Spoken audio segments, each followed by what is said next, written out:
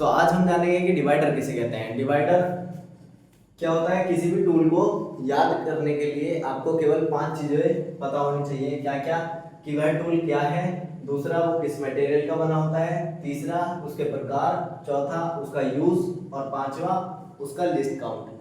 ठीक है, तो आपको सबसे पहले क्या याद रखना है, डिवाइडर हमने लिया है डिवाइडर, तो डिवाइडर से आपको क्या याद रखना है कि डिवाइडर क्या है। डिवाइडर एक मार्किंग टूल है, मार्किंग टूल। ठीक है, इतना क्लियर।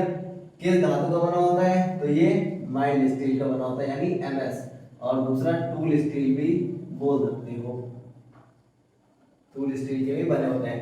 तीसरा आपका कितने प्रकार के होते हैं, तो ये 2 प्रकार के होते हैं। ठीक है, 2 प्रकार के होते हैं। और कौन कौन से होते हैं, तो पहला होता है फर्म जॉइंट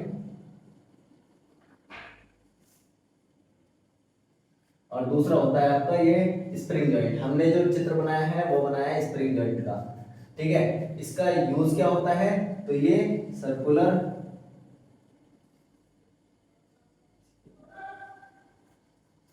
सर्कुलर और एंगुलर और आर्क।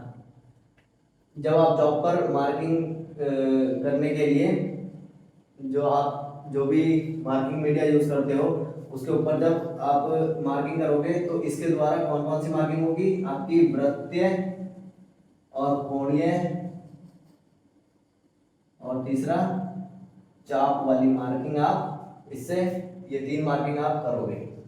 अब आता है आपका लिस्ट काउंट। अब इससे जब आप मार्किंग करोगे तो इससे पहले आपको ये, क्योंकि इनडायरेक्ट टूल है तो सबसे पहले आपको स्केल लेना पड़ेगा या स्टील रूल की सहायता से आपको स्पेस का साइज सेट करना पड़ेगा और उसके बाद आपको मार्किंग करनी पड़ेगी। तो जितना आपके स्टील रूल का लिस्ट काउंट होता है उतना ही इसका माना जाएगा। तो स्टील रूल का लिस्ट काउंट होता है 0.5 mm, वही इसका भी माना जाएगा 0.5 mm। ओके, उम्मीद है वीडियो पसंद आई होगी। ऐसी और टूल जानने के लिए आप चैनल को सब्सक्राइब कर सकते हैं, बेल आइकन प्रेस कर सकते हैं।